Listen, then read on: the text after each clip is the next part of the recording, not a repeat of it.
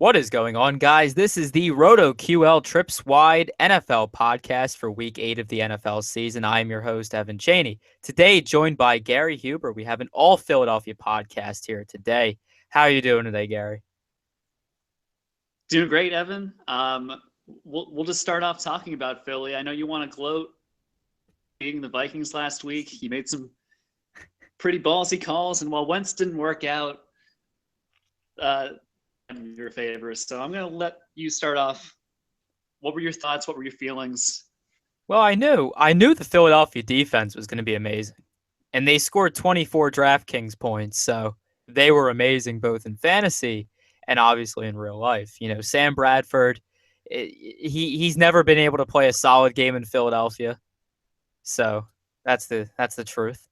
Um, he's just he's just not. I don't know. He's mediocre. The Vikings line is bad. Yeah, it was a recipe for success, really. Yeah, The Eagles were and bound to win that game. call. Bradford's homecoming was definitely poor. I was at the game. Enjoyed my experience and my time there, but it was tough being a Vikings fan in that stadium when we did nothing for about 3.5 quarters. But those are the breaks. They're two pretty good teams, so keep that in mind going forward. But excited to be with you, and let's jump into the games. Yeah, this is a nice little slate here we got. We have a 10-game slate for the week, and our first one on the docket is Kansas City Chiefs going up against the Indianapolis Colts. Although I have the London game pulled up for some reason. Here we go. The Chiefs are favored by 2.5 points right now in a 49.5 point total game. Jamal Charles is questionable right now with a knee injury. Well, the same knee injury. Has been limited in practice all week.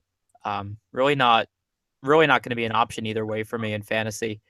And then the Colts have a slew of questionables on the receiver end here. Philip Dorsett is questionable this week with a hamstring injury, though he has been a active participant in practice this week. T.Y. Hilton is questionable with a hip injury, has not practiced all week, but is expected to play on Sunday. And then Dante Moncrief is coming back into the foray with the shoulder. Still dealing with that, but he is working his way back in practice. So he should be maybe in play. I don't know. But, Gary, let's look at the Chiefs here. First off, they're going up against a really bad Indianapolis Colts defense. In Indianapolis, which may or may not matter. But yeah, they're just going up against an awful defense, and I really do think Spencer Ware's going to have a nice little game for himself here. I'm a big Spencer Ware fan as well. I don't think his price is too high, and all the news that we're hearing about Jamal Charles is that, those knees aren't recovered yet, and I don't think they're going to risk his health in a matchup where they don't really need him. Spencer Ware should be able to handle this defense that's been handled pretty consistently in the past. So Spencer Ware's at the top of my list for the Chiefs. I think you could go Travis Kelce. The Colts are giving up the 7th most fantasy points in PPR leagues to tight ends. Am a little bit hesitant to go towards Jeremy Maclin just because of Vontae Davis working his way back into shape. The ball through the air, it's going to go to Kelce. So those are my two plays. Agree, disagree? Yeah, I do. I really do like Travis Kelce a good chunk this week at 4,900. I mean, he is on the higher end, in terms of draft or tight end pricing. But yeah, I like the play there with him. Hasn't gotten a ton of targets, so he's a great contrarian play. And on a short like we have now, we have so many teams on buys. Yeah. I think the cash viable plays are, as we go through the slate, we'll call them out for a way to differentiate yourself. And there's not a lot of options. I think Kelsey's one of them because there's some pretty nice cheap tight end options that people will be targeting. Exactly. And then, one of the cheap tight ends that I really like here is on the other side of this game here with the Indianapolis Colts in Jack Doyle. His price shot up, though. His price has gone up $1,000 from 2,500 last week up to 35 for this week, and I do like him in the spot here against the Chiefs defense. I do, especially at home. It's definitely something I like. And as far as these Colts receivers here, I mean, T.Y. Hilton is 7,900 on DraftKings. And, if Dante Moncrief is coming back, I don't know if I like T.Y. Hilton a whole lot. I don't know about you, but if that's the case, I don't like T.Y. Hilton really at all. Yeah, well, so a couple things. You said the key word there, home. The Colts are at home, which is recipe for success for T.Y. Hilton historically. Hesitation playing him with Moncrief coming back, but I don't. I think that that's a really good pivot off of Mike Evans at 7,800 that everybody is going to be on. He's the perfect cash game play, and you can pivot for $100 to T.Y. Hilton at home. It's a 49.5 over under fast track, and he's been getting peppered with targets the entire season, even before. So I think T.Y. Hilton's a smart play and cash, but I think he's a pretty high upside tournament play. And Jack Doyle did really well by me last week. I will not be going back to the well. This is a stock that I bought and I'm selling immediately. He's at 3,500 now. I like other tight ends cheaper. I think Gary Barnett's at 3,300 has been more consistent, has McCown back. So there's no reason for me to pay up $200 extra to Jack Doyle, who's still trying to make his way in the league. Jack Doyle, though, when he scored last week, that was just legendary. I arose from the couch during because I have like a nice little three TV setup going on during the games. I got the big screen 60-incher. I got the small TV that I bring downstairs, and then I have my laptop. So I got three screens going on watching football at once. Thank God for NFL Sunday Ticket. And yeah, I just scream and I rise from the air. Oh, Doyle rules. So but the inner love for Billy Madison came out that day. No, for sure. Hey, I love old school movie references like that. So, throw in a couple lineups just so you can have that moment to yourself on Sunday. What do you put up on the 60-inch TV when you're watching in your man cave? Well, it's priority, right? So the Eagles are always top priority. So if they're playing, they're on the big TV no matter what, right? And then Red Zone is on the smaller TV, like the second largest screen that I have. And then I usually pick a game on the third screen, whatever the top fantasy game, I guess, that I have going on. So that's always my setup because I can't it gives me too much like seizure warm up to go back and forth on all the screens. It's something, Yeah. Hey, that's trying to pay attention to three screens at once. Enjoy it. Hey, it's amazing. Just put the Colts game up on that 60-incher so you can watch T.Y. Hilton catch a couple touchdowns. That's true because this time around with the Eagles playing on Sunday night, obviously we'll get to that. There's no competition. Anything could go up on that big screen. So I don't know. Maybe that's a fan or a listener poll that we have to figure out. Yeah. What game to put on the 60-incher? So watch out for that one. Well, for a prop bet going forward, a good one would be if you're wrong, you don't get to watch football on that 60-inch TV. You got to watch something else. Wait, on Sunday. What? I'm just keeping this in my. What back else is pocket. on TV? I don't even know what else is on TV anymore on Sundays.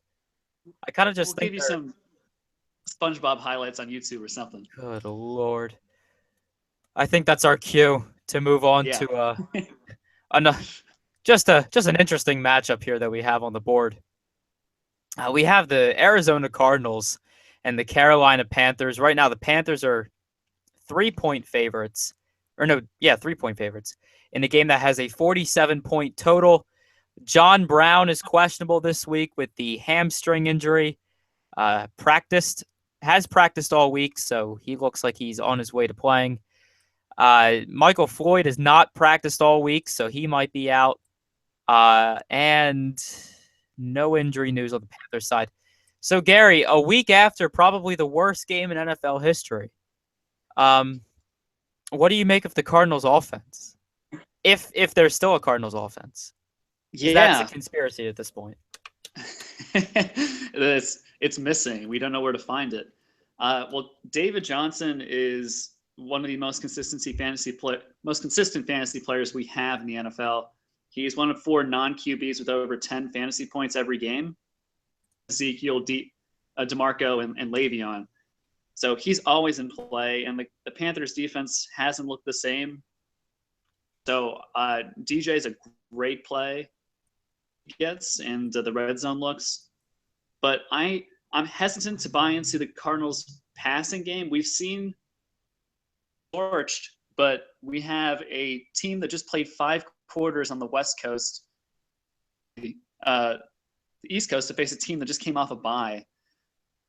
So I could see a huge difference in energy, at least out of the gate. So I'm not gonna put a lot of money on Palmer Fitzgerald, who's been getting peppered with targets. You mentioned that Brown is questionable. I might buy into him. Floyd, I'm going to avoid.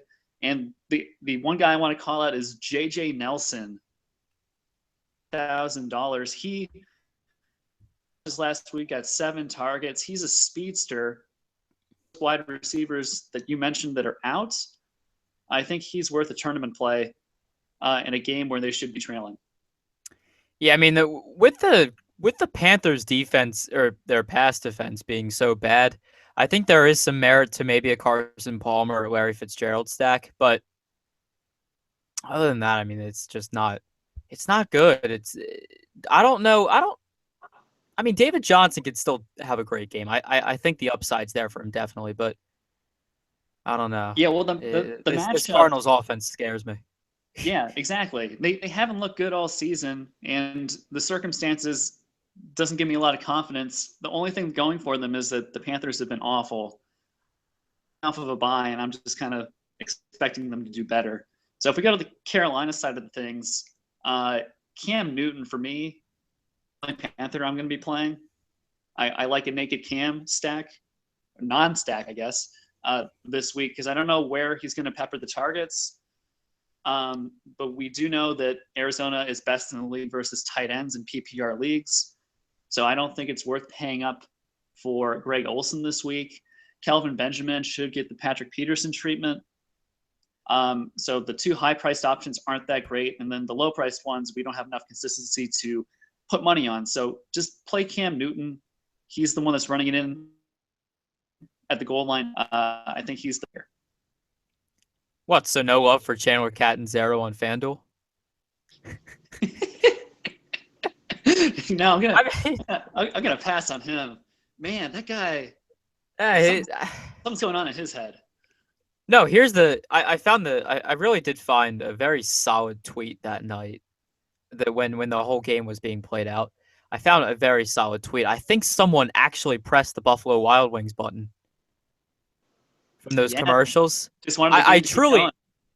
yeah, because I truly believe that was the case, and I think, and I also think that there was a conspiracy with the NFL tie Twitter account. It's like they only talk about they only tweet when there's a tie in the NFL. Like so, like they haven't before Sunday they hadn't tweeted anything out in over 2 years, right? So That's true.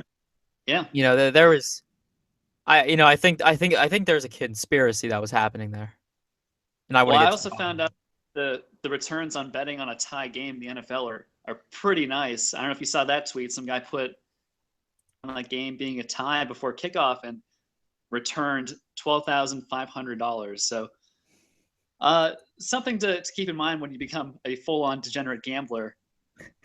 Betting on tie games in the NFL has a pretty nice payout. That's what I learned last weekend. I mean, oh man, that's sad. That's just sad when you get that right. Like you get that money, but then you realize that millions of people just watched just a big disappointment of a football game. Although those numbers are going down as we've since found out.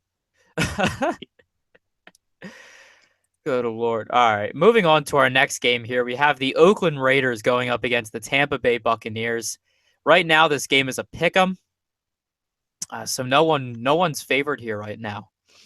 It has a 49-point total with these two teams and no injuries to look at here. So, pretty straightforward with the housekeeping notes.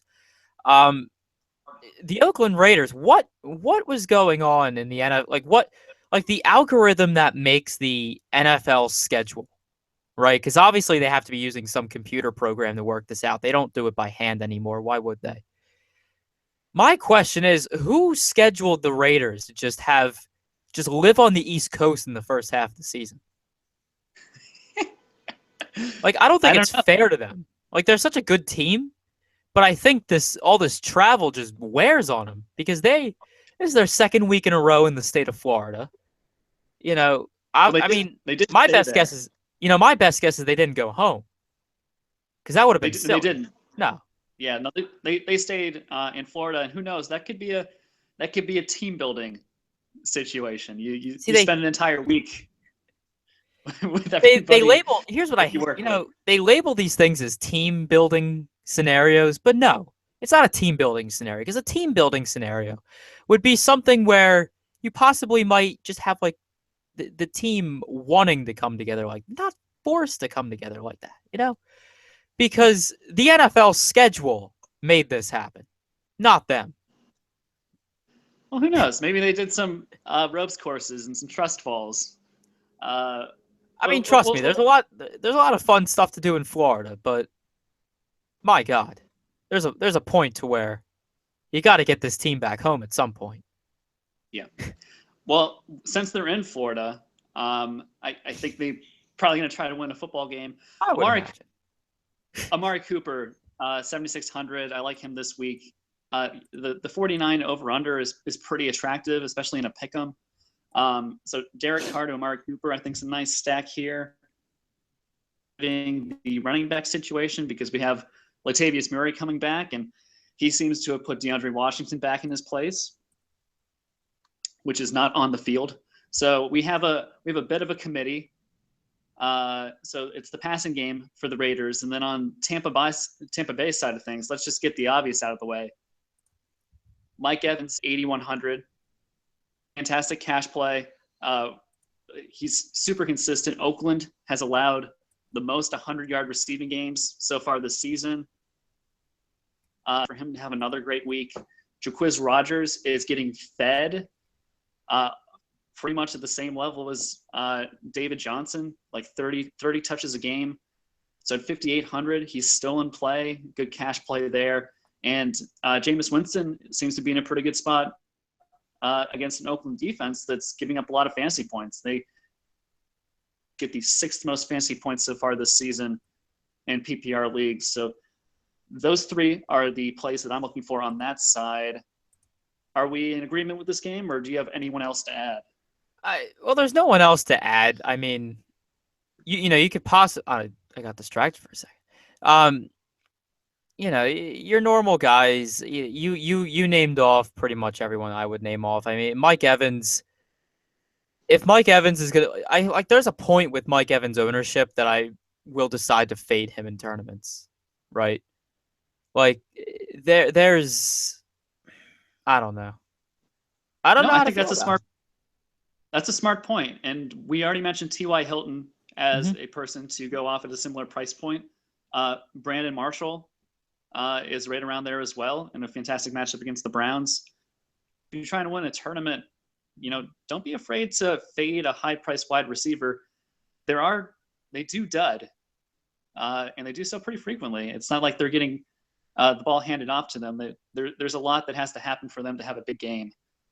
So don't be afraid to pivot off of these guys.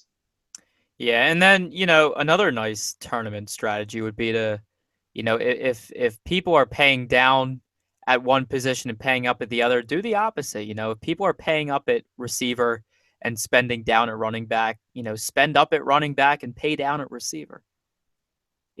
That's a very smart contrarian move as well. So, Mike Evans at 8,100 on DraftKings, he might become a fade for me at some point if I see that projected ownership is going to be, in that in a range where I find that the probability of him returning 4x value is lower than ownership. That's where I will take that point. And where that point is, I don't know yet, but I like based on what people are saying on Twitter and whatnot, I think it's gonna happen.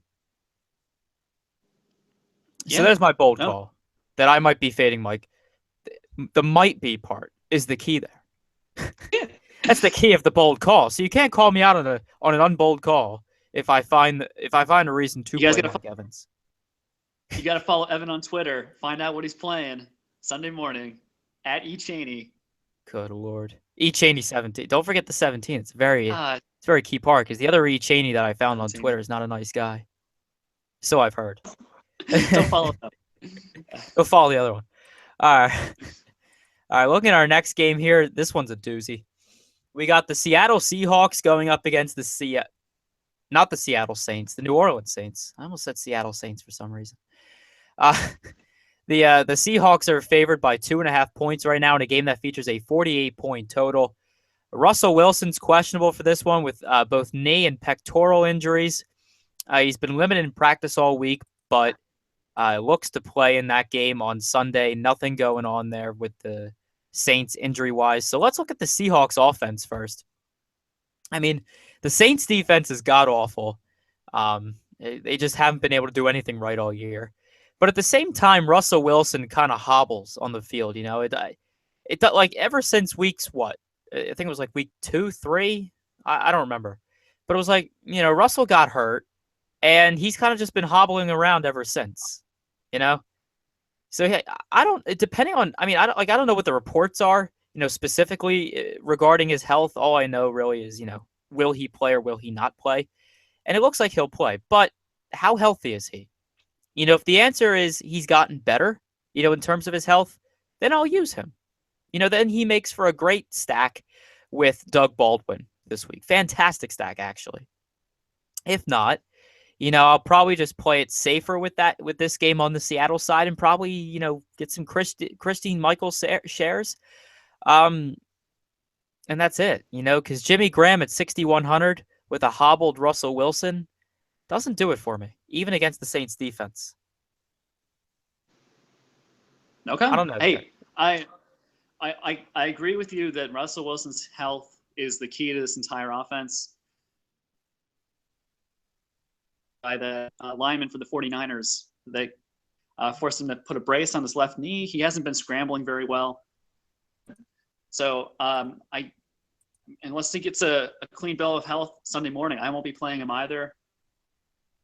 Doug Baldwin is a great GPP play. So is Tyler Lockett. I mean, we're playing in the dome here. This is basically the Coors Field of the NFL.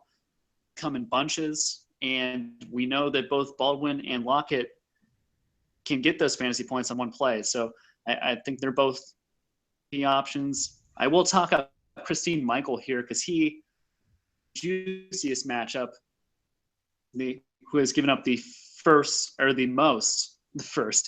up the most fantasy points to running backs so far in PPR leagues. This is also allowed score on 6.7% of their touches. Mm-hmm. So that's pretty staggering considering no other team is above 6%. Team Michael is in an ideal spot, and if Wilson is hobbled, we'll just try to run the ball in this game. Some deep shots with Baldwin and Lockett. Graham does have the revenge game narrative, but I am probably not paying up for him if I don't know that Russell Wilson is healthy. Yeah, it's exactly what I'm thinking there at the same time.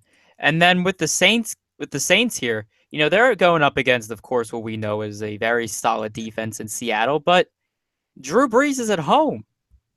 And not only is Drew Brees at home, but he's only 6,900 on DraftKings. On FanDuel, he's what? He's 8,000 on FanDuel.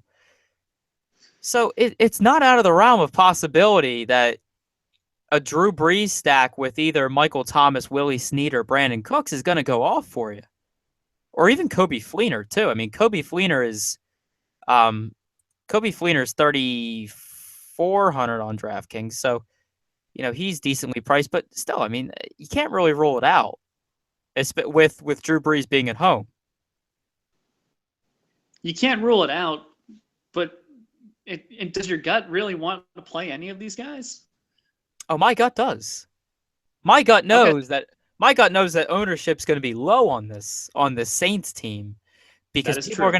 people are going to like people are not going to realize that it's a Saints game at home.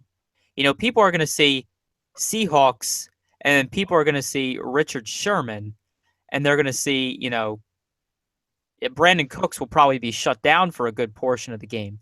But you still have Willie Snead and Michael Thomas, who still have upside in this offense, as well as Kobe Fleener. He's shown the ability to score touchdowns in this offense. So I can't say I can't say verbatim that you know that this offense is able to be completely ruled out. Michael Thomas has been a revelation so far this year. He's a great wide receiver for him. Tell me who your favorite Saint play is. My favorite New Orleans Saints offensive play would probably be Kobe Fleener. Or actually, no, it's a tie. It's a tie between Kobe Fleener and Willie Snead. Willie Snead's 5,800 this week. The price is good, and the Seahawks have done a really poor job, not just this season, but in past seasons, at defending slot receivers or players that play mainly in the slot. And for that reason, I'm really on Willie Snead, but at the same time, Kobe Fleener just gets targets. He's involved in that offense. And I also forgot to share the narrative with the Seahawks, the Jimmy Graham narrative. I forgot to share that. I don't know why I forgot about it, but that's also in Oh no, play I here. that up. So we're all good. Yeah. Um, yeah. Well, I think anything else to add on this game? Yeah. I don't know. I just think that the Saints make for a very, I wouldn't say very contrary because I'm not 100% sure what their ownership would be, but still, like I, people can't just sleep on the Saints offense when they're at home. Right? And the Seattle Seahawks being away, I know the data in the past has shown that defenses play the same. They have the same, average fantasy point output, whether they're at home or away. But I don't know. There's just something that I just can't say no to the New Orleans Saints offense right away. That's just my thought on it. Of course, you guys feel free to say, that I'm a dumbass or something, because you know what? Maybe I am. Maybe I am. All right. Looking at our next game here, we have the Detroit Lions going up against the Houston Texans. The Texans are favored by 2.5 points right now in a game that has a 45-point total. Theo Riddick is questionable for this game, although he is expected to play per sources, I guess, over there. And then Lamar Miller is dealing with a shoulder injury, but Bill O'Brien's calling it a day-to-day type thing, so he will probably play on Sunday. Okay, let's look at this Detroit Lions offense first. I don't really see a whole lot going well for them here. I mean, the Texans have one of the top pass defenses in all of football right now. And, the running back situation is very iffy in Detroit. Whether or not Theo Riddick's in could determine that. I mean, if he's in, I might consider Theo Riddick in play here. But other than that, I don't like any of these Lions players this week. Yeah, I completely agree with everything you just said. So let me transition into the other side of the ball, which is super exciting. We have the bounce back spot. Everyone's favorite whipping boy, Brock Osweiler, who has gone up against 4 insanely tough opponents so far this season: the Broncos, the Vikings, the Patriots, and the also gave him trouble. But like spot for him to get right. The Detroit Lions have just been shredded by quarterbacks and wide receivers, and tight ends so far this season. So I like him at 54 on DraftKings. and DeAndre Hopkins. There's talk of Darius Slay being out for the Lions. Who's out, then it's just this entire defense. And one of my favorite is CJ Fedorowicz at 2,800, who got 7 targets last week, played on 58 of 70 snaps. Are really solid numbers for somebody that's priced under $3,000. And the Lions have given up the 3rd most fantasy points to tight ends. Like, that's the funnel. You pick the tight end against the Lions. You have one at 2,800 who's getting volume. Like, that's a pretty smart play. Yeah, and you finally told me how to pronounce that name, Fedorowicz, because for weeks, I kind of just looked at it and it was just like, I'm just going to avoid him because I don't want to have to say the name. But, there you go. I got it down now. And yeah, I mean, DeAndre Hopkins, Will Fuller, both in solid spots. I think out of those two, I would prefer Will Fuller. And, that's just because he's a cheaper price. And I don't know. I really like his stock right now. And also, I like the idea of stacking him with the Texans defense because I really like the Texans defense this week against the Lions. I think they're probably one of the top tournament defenses that you can roster on FanDuel or DraftKings. And you pair him with Will Fuller. If Will Fuller returns one for a touchdown, in terms of a punt or whatever, that you get the double dip. So I really like a Will Fuller Houston Texans defense stack this week. That's probably one of the sneaky stacks that I'll think of. Yeah, I think that's a good idea. So yeah, that's what I'm thinking there. Not a whole lot of offense probably, but I think that Texans defense will do them well for this week. Moving on to our next game here, we have the New England Patriots going up against the Buffalo Bills. Right now, the Patriots are favored by 6 points in a game that features a 47-point total. If you remember just a few weeks ago, the Bills shut out the Patriots in Foxborough, but that was with Jacoby Brissett as the starting quarterback, so obviously everything's different here now. No injuries with the Wait, no. Yes, injuries. No. Yes? No. I don't know why I didn't know, but apparently that was... I was looking at the Bills. That's why. The Bills are, riddled with questionables. So let's go down the line here. We have Robert Woods, who's questionable with a foot injury, although he has practiced all week, so he's looking on track to play. LaShawn McCoy is dealing with the hamstring injury that he was dealing with last week. Hasn't practiced all week. Is 50-50 apparently for this week. Shouldn't have played last week. That was a terrible idea on Rex Ryan's part.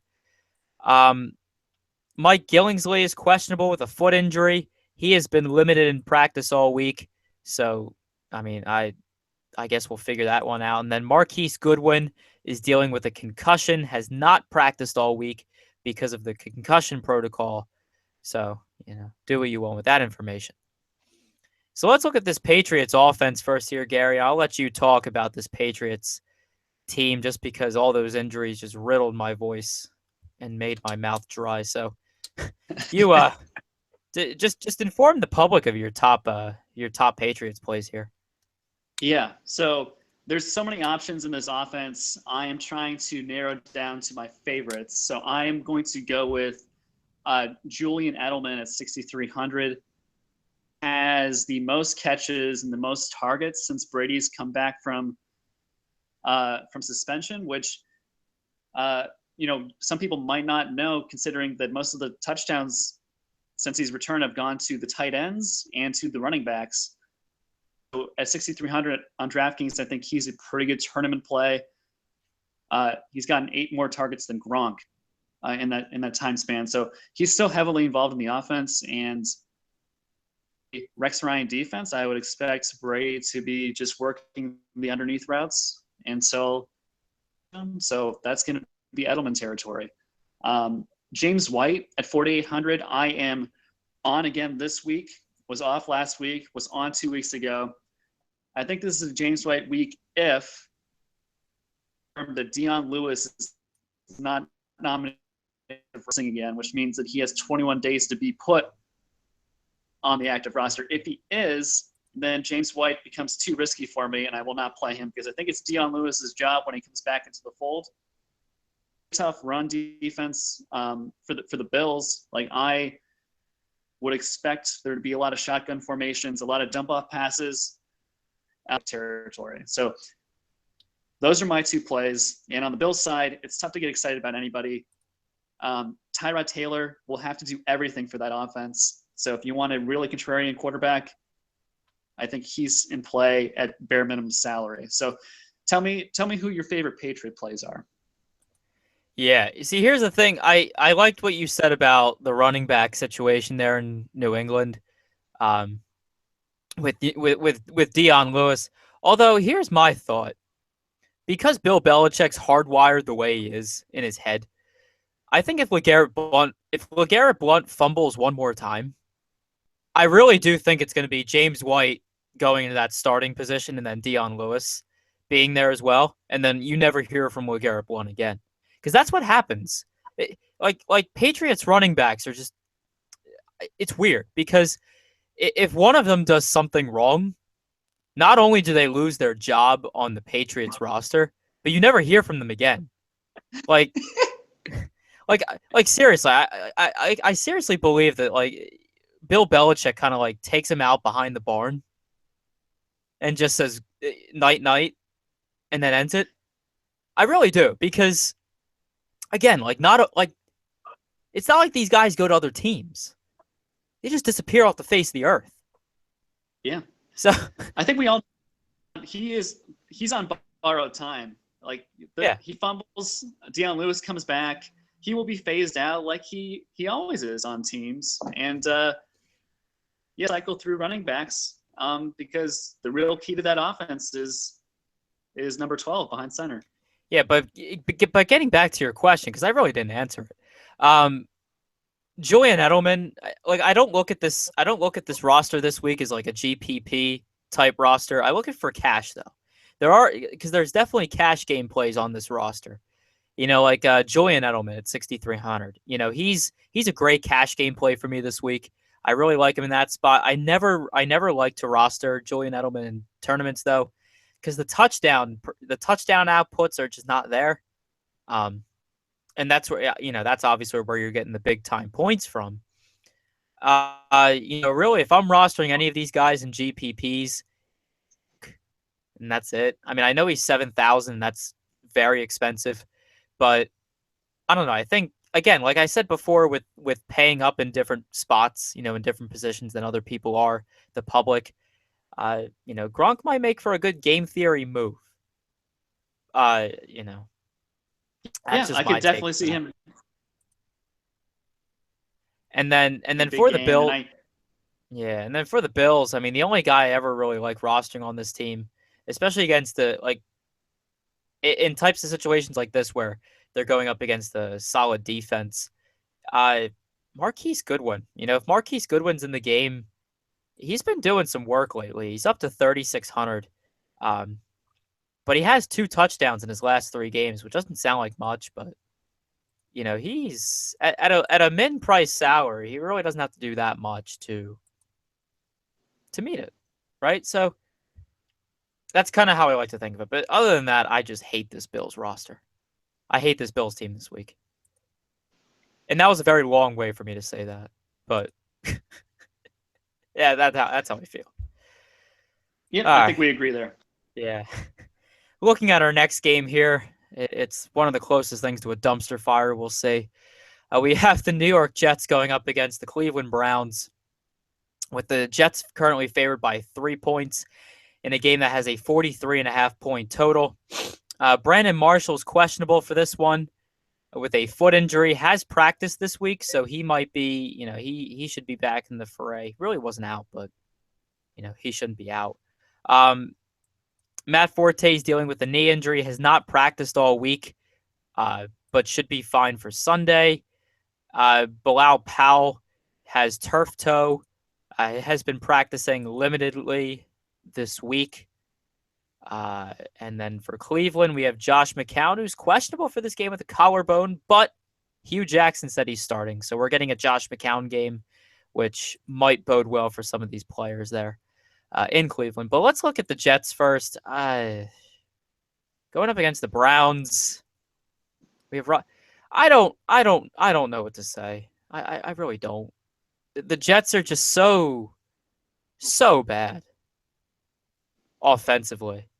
They can hardly get anything going. I mean, everyone is just overpriced. I hate this whole team. Do you have any positive things to say? Because I already disagree with them with this Jets team. Preemptively disagree with me. Good. So I think Matt Forte at 6,400 is a cash game running back. Considering the volume that he saw last week, I like. Did Powell get any snaps with turf toe? So I feel like we're in a similar, like 95% of the snaps for Forte. Yes, that is something I obviously did not mention in my complaint of of the Jets in general. But I don't know. Well, so I feel like Ryan Fitzpatrick is he's such a roadblock of this offense that it's like impossible for me to like anything else because Matt Forte could be on a nice little streak of solid carries, but then right before Matt Forte can get in the end zone for a touchdown, Ryan Fitzpatrick will be throwing he'll try to be thrown to the guy in the third row of the stands, and he'll all of a sudden he'll find Joe Hayden. I get that Fitzpatrick could be a roadblock, but you got to remember that the Cleveland Browns defense is like a 10-lane highway. And Fitzpatrick could be blocking one lane, but you still have 9 lanes to go 60 miles an hour. Like we saw Jeremy Hill and Giovanni Bernard just rip apart this defense last week. We saw AJ Green rip them apart through the air. So like Matt Forte and Brandon Marshall are no-brainer plays in my eyes. Like they are going to be the majority usage for the Jets, and I expect this game to be competitive. The Browns haven't won a game all year. They are going up against a hapless Jets team that is extremely underperforming, that can't defend against the pass. Teams really they both really need a win here for different reasons. This could turn into a really, really good game for fantasy potential. That's a very bold call that I'm just gonna have to say no to. I will put. So this will be my bold call. Like I think I don't know exactly what to call out specifically, but I go to the other side of the ball. Cleveland. Josh McCown is back. I already talked about my love for Gary Barnidge on this podcast. He's 3,300. Look at his game log. He's extremely consistent for having 6 different quarterbacks so far this year. Now he gets his favorite quarterback, a team in the Jets that is just atrocious at defending the pass. Terrell Pryor against Darrelle Revis or whatever corpse is left of him. Yeah. All year at 6,100. Like, I love where the fantasy points are going to be scored. The Jets do not let any running back dictate the game. So it's going to be all through the pass on the Browns side. It'll be Terrell Pryor, Josh McCown, and Gary Barnidge. And it's going to be Matt Forte and Brandon Marshall. And I'm not going to play Fitz because he's going to throw a couple picks. But like the role players are in great spots on both sides of the ball. Yeah, see, that's man. I do like Gary Barnidge this week. Don't get me wrong. I do like, and you know what? I do think Isaiah Crowell might be in tournament lineups of mine because Isaiah Crowell, I talk about him often. I talk about him way too much than a human being should. You played him against the Titans a couple of weeks ago. You love Isaiah Crowell. I love Isaiah Crowell. You know why? Here's the thing. No one likes him. Like, I mean, it just the public just doesn't even know who he is, which is great. Makes a great contrarian play in that sense. And second, if you're a numbers person, if you have any like knowledge of statistics and look into basic numbers such as like standard deviation and whatnot, he has a high standard deviation, so he has upside. The man has upside. And then in the RotoQL projections, in the all the projections that are on RotoQL.com, he's not going to be at the top running back in there anytime soon, but he has projections that are very well within his value range and above that. So I love Isaiah Crowell. I think he is a big talent, and if this game stays close, he's going to be a reason for it. I disagree. It's funny how we can read this game so completely differently. I thought it was very straightforward. I guess not. I see. I thought it'd be straightforward too, but You in a can't. different sense of like, oh, this game is complete crap, and this is probably the reason why ratings are going down in the NFL. But no, No, you can't. You can't run on the Jets. The line is too good. oh, trust me. Isaiah Crowell always finds a way. He found a way against the Redskins when they played each other. He'll find a way here. I But believe in him. the Redskins are awful against the run. Like that's not a good comparison. Anyway, the points have been made. Mark my word. Mark my words. Isaiah Crowell will do something. Uh, all right, looking at our next game here. Speaking of just horrible mistakes from the NFL scheduling department, two 4 o'clock games. Now, is that an outrage or what? Yeah. That just pisses me off. There's two 4 o'clock games. I mean, I have 3 screens, and jeez, good lord. It All basically right, forces you to watch commercials. I wonder if that's why they do it. it. If they do that, then Roger Goodell is Roger Goodell's. I hate that man. Yeah. I really do. Um, but because of him, we get to play fantasy football for money. So I'm not going to complain too much. Um, but yeah, looking at our next game here, we have the San Diego Chargers going up against the Denver Broncos. Broncos are favored by 4.5 points right now in a game that has a 43.5 point total. Right now, Tyrell Williams is questionable with a knee injury, has practiced this week, so he should be fine. Travis Benjamin's questionable with a knee injury. He's practiced this week. He'll be fine. And on the other side here for the Broncos, C.J. Anderson is probably going to be, not probably. I mean, he's getting surgery on a torn meniscus. Probably going to the IR. So, yeah, he's out. That's a fancy way for me to say that. These two teams just played, 2 weeks ago or something? That Thursday night game was that like 2 weeks ago or something? Last week? I don't remember. Yep. But yeah, not last week, obviously, but they played each other very recently, and the Chargers won. So I do think the Broncos will have some kind of revenge factor here. And this is the San Diego Chargers on the road in Denver. It's very risky. This is a very risky scenario for the Chargers fantasy wise. I'm not on it a whole lot.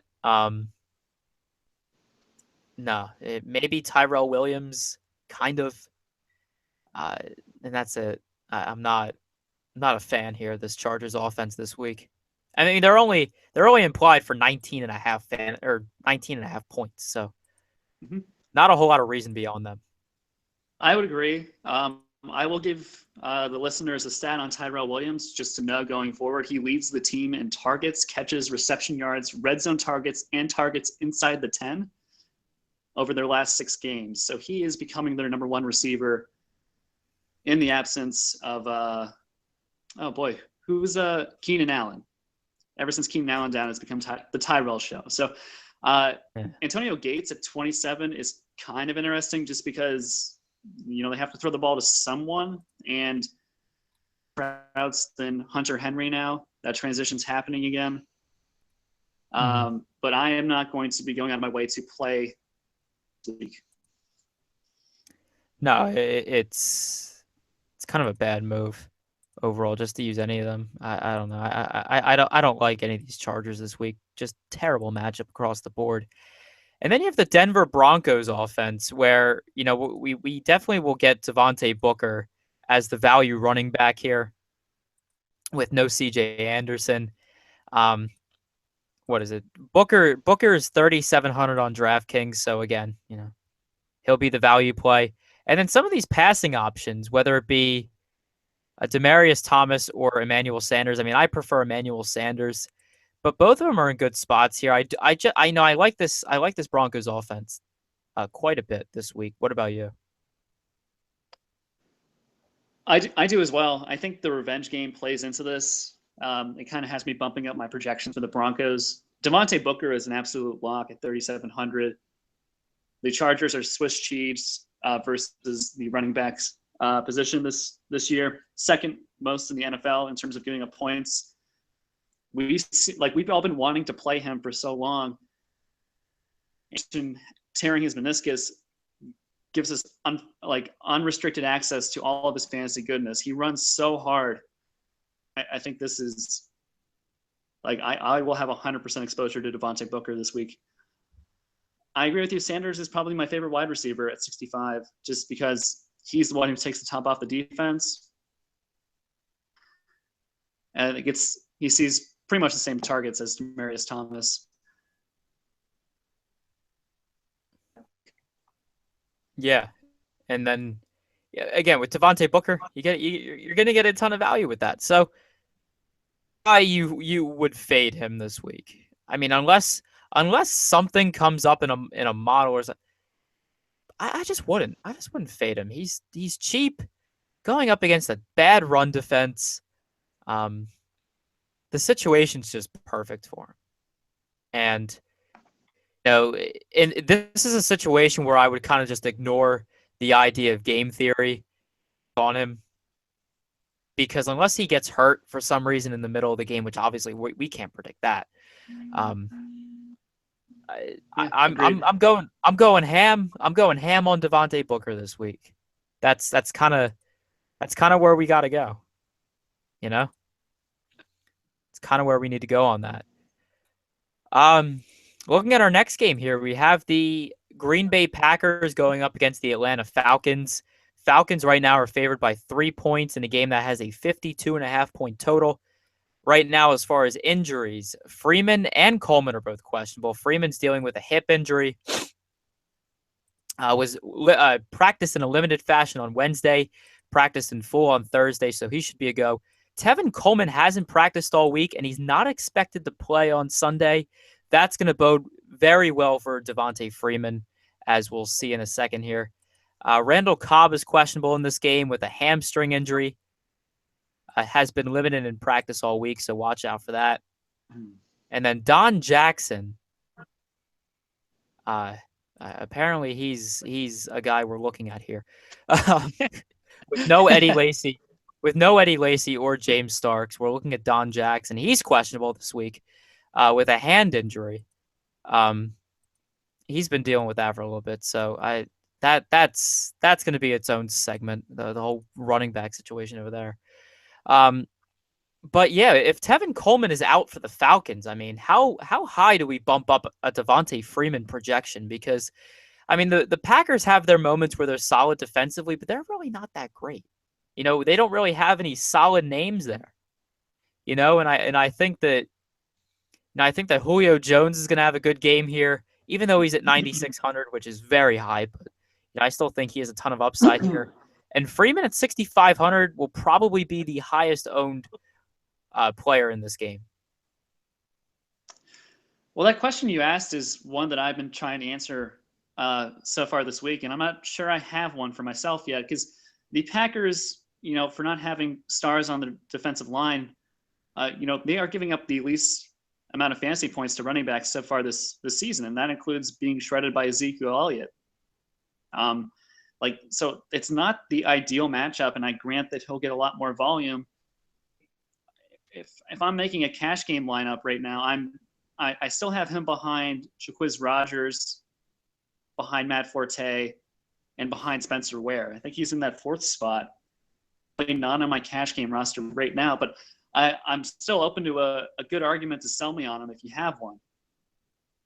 The argument that I have for you is that Devontae Freeman last year with no Tevin Coleman was a monster. And I mean an absolute monster. All right. So you just have to look at you don't even have to watch the games. I mean, if you want to, go ahead, be my guest. However, if you just want to get a good look at what Devontae Freeman was able to do last year without Tevin Coleman, you just have to look at some of these games that he had, in the middle of last season. Right? That's all you need to do. Yeah. No, I get that. And again, after watching Ezekiel Elliott just destroy the Packers defense, you kind of have to think that there's something in store for Freeman this week. Okay. See, I tend to look at that coin on the other side that the Dallas offensive line is so good that they can run on anybody. It doesn't matter who is on the defensive line, which I think Zeke is definitely in play against the Eagles in Sunday Night Football. But let's talk about some of the other plays. So Matt Ryan to Julio Jones, great stack. This game is super fast. The Falcons are playing at the third fastest pace in the NFL. Packers are sixth. I think that's the fastest matchup we have on the slate. So there's going to be a lot of fantasy value created here in just terms of volume. Other side, you can go Rodgers. I will avoid Jordy Nelson this week going up against Trufant just because there's so many options on that passing attack, and it doesn't make sense to target him when you can go to Randall Cobb at 64, who had last week. I believe he leads the team in targets the past 3 weeks. Devontae Adams had 16 targets last week. I don't think he'll lead the team again, but that is definitely something to note. And then you had Ty Montgomery at 53 on DraftKings. Like, he's getting volume as well and getting some carries with that awful running back situation they have. So those three wide receivers are all in play for me. And that I have read and listened to people talk about so far this week, Aaron Rodgers hasn't been mentioned yet. I don't know if he's going to be hyped later in the week or he's just under the radar here, but I feel like he's a pretty good tournament play. Oh, Aaron Rodgers is a fantastic tournament play. I mean, he's going up against an Atlanta Falcons pass defense that's just bad. Yeah. You know, Well, I mean, outside of Desmond Trufant, they really have nothing going for them there. So to say Aaron Rodgers is to be, X'd out of your list, not a good thought. People that are saying that, they're the box score watchers or the game log watchers. They're the same people that are looking at last week's game against Dallas and saying, "Oh, Aaron Rodgers is bad now." Well, you can't say that with definite confidence. All right, you just gotta just watch Aaron Rodgers play this weekend, and I guarantee you'll see something good come out of that. And I think this is going to be a very high scoring game. And I think at 52.5, I think Vegas might be lowballing it. Yeah. Just again, because with the pacing numbers that you were talking about, Falcons playing at the third and Packers playing at the sixth highest pace in all of football.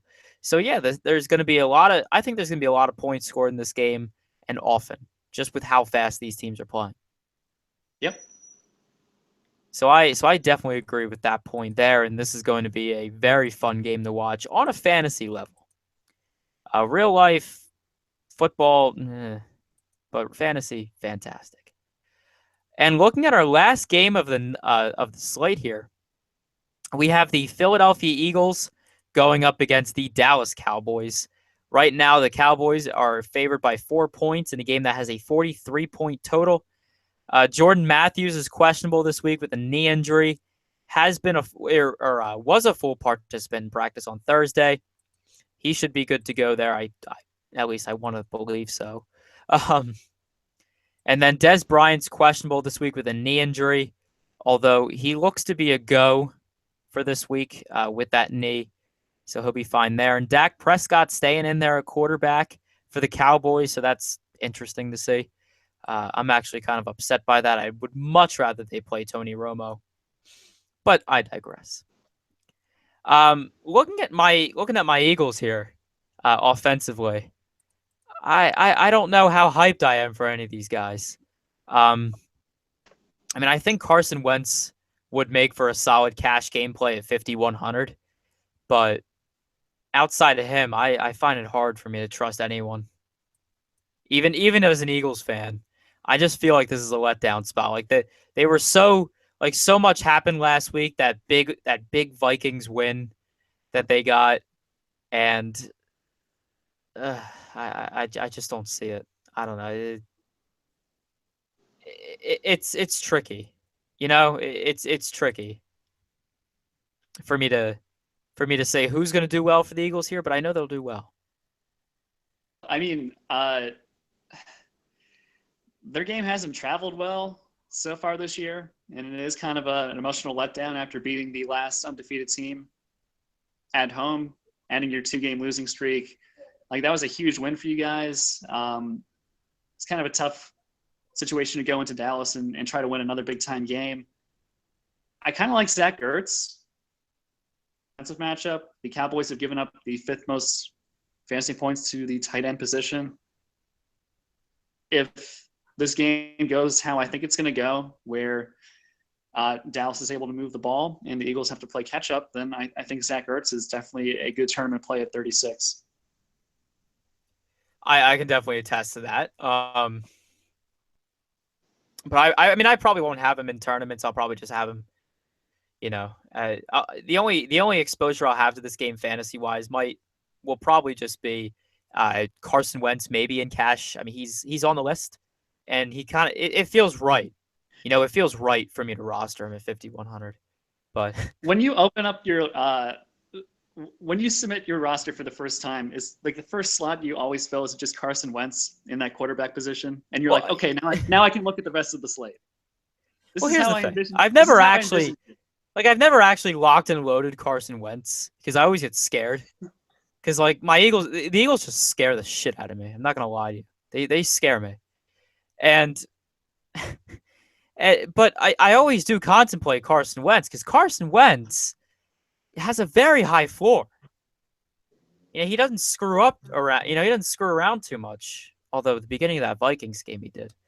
I mean, he's got a pretty low floor. I mean, his last 2 weeks, 7 versus the Redskins, and then 9 versus the Vikings. Like that's it was okay. I'll be the apologist for him there. That was a road game in Washington where the Eagles always seem to struggle. After that one big game, they just seem to struggle for some reason there. And then the Vikings. I'm not gonna. The Vikings are a difficult defense. That was no small feat for the Eagles to win that game, right? So I do think on a normal basis, Carson Wentz has a high floor to him. So that's kind of where I stand there. That was just bait for you to talk up the Vikings defense. I needed to feel a little bit better about my team. On the Cowboys side of things, Ezekiel Elliott at 7,200. I love him this week. They were able to run on Green Bay up in Lambeau, which proves to me that this running game is pretty much unstoppable. I mentioned before, for players that aren't a quarterback to score at least 10 fantasy points in every week this season. He's in prime time. I think this is another great spot for him. We saw Philly get shredded on the road in Washington by Matt Jones. So I am not afraid of that run defense on the road. And that's the only play for me on the Cowboys side. Yeah, I mean, this game doesn't have a whole lot going on for it in fantasy because there's no real high upside guys in here. I mean, Des Bryant's hurt. I mean, like he'll be fine to go for the game, but I don't know how he'll actually be. Like, it's gonna be very hard to tell with him. So yeah, I'm kind of I'm already falling asleep during this game. But I don't know. I don't like the fantasy options here. It's just rough. So yeah, I mean, it's gonna be a fantastic real life game, but fantasy wise, meh. It's just gonna be a stinker. All right, let's get to our flagship portion of the show here, where we build ourselves a tournament lineup. Gary, unfortunately, our tournament lineup last week did not do as well as Week 6's. Week 6 scored about 185 points fantasy-wise. Last week's 109. Well, I tell you, we had the Bortles Robinson stack, didn't we? Yes, we did. Yeah, so that was well, yeah. that was our biggest letdown. Yep. But Gary, I will give you the first pick of this week's draft, if you will. Yeah. So you're on the board. Well, the obvious play this week is Devontae Booker at 37. So let's put him in at running back. That was probably going to be my first pick anyway, so you got that out of the way. Yes, we got Devontae Booker here. I will go at wide receiver, and one of the guys that I like here that will probably go contrarian, kind of. Um, I'm gonna go with. I'm kind of all right. There's two guys here that I want. Let's play eeny, meeny, miny, mo. Let's go Amari Cooper. I like Amari Cooper in the spot Okay. just because he's going up against a weak Tampa Bay defense. Um, I know the fatigue might be a factor with Oakland, like I was kind of like ranting about earlier, but if they've been in Florida, they're rested, kind of. Um, Tampa Bay's just bad.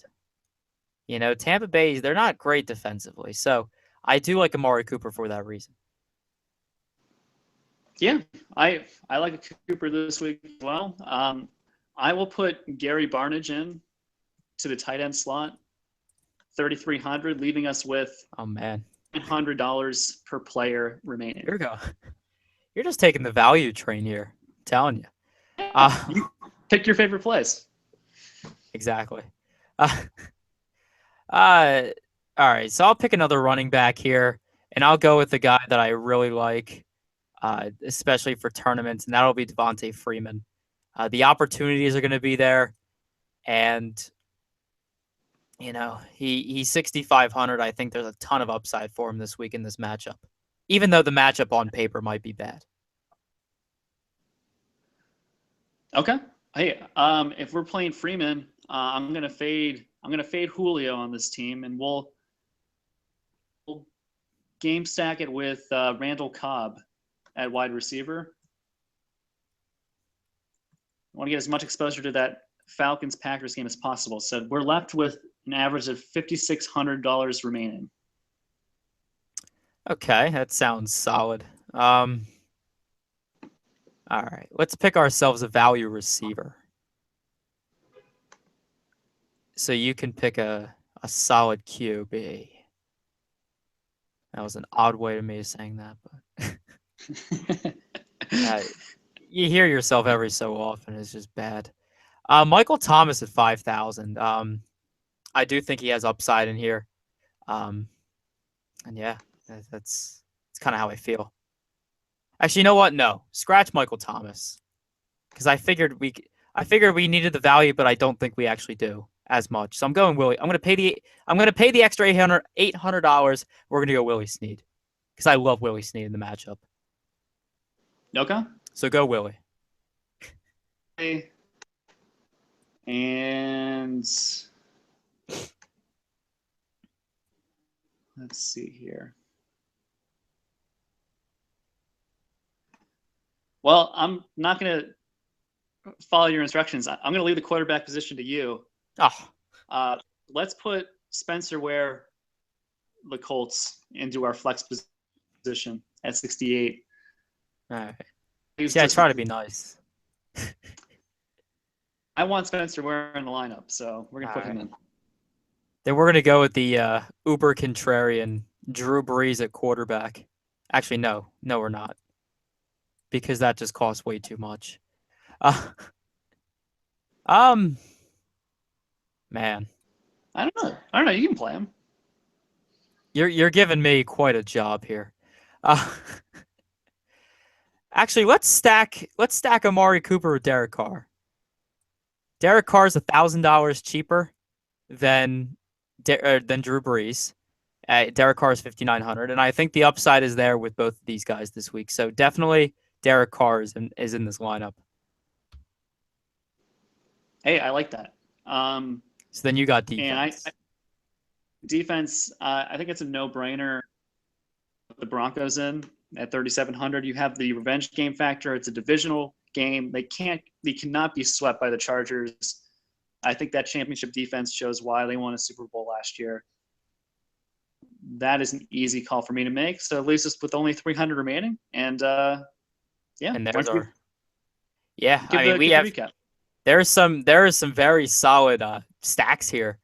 2 stacks of note. I mean, we got as a team, we have Derek Carr, Devontae Booker, Devontae Freeman, Amari Cooper, Randall Cobb, Willie Snead, Gary Barnidge, Spencer Ware, and Broncos defense. We have a nice, quarterback receiver stack with Derek Carr and Amari Cooper.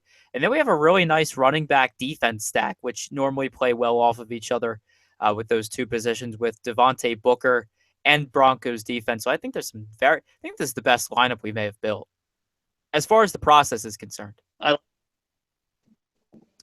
obviously have no idea what the points are yet, but this is definitely the best lineup we've made. So there we go. That's all she wrote. That has been the RotoQL Trips Wide Week 8 NFL podcast presented by RotoQL with host Evan Cheney and Gary Huber. Gary, you have any final words for the audience? No, good luck. Week 8, keep grinding. We'll see you next week. We hope to have Dave we hope to have Dave back for you guys. Yeah. All right, guys. So good luck in your contest this week. And if we're not winning all the money, we hope you guys do. Peace.